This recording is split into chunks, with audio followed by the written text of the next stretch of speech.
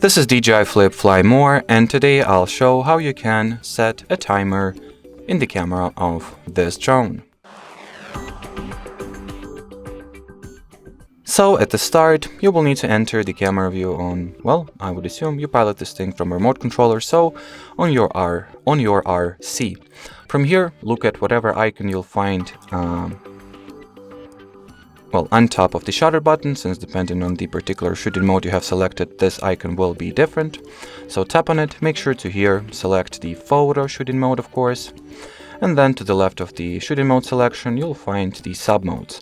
So here you'll need to choose the timed shot, select how much seconds of a delay you would like to set. Let's say I'll go with 2 seconds.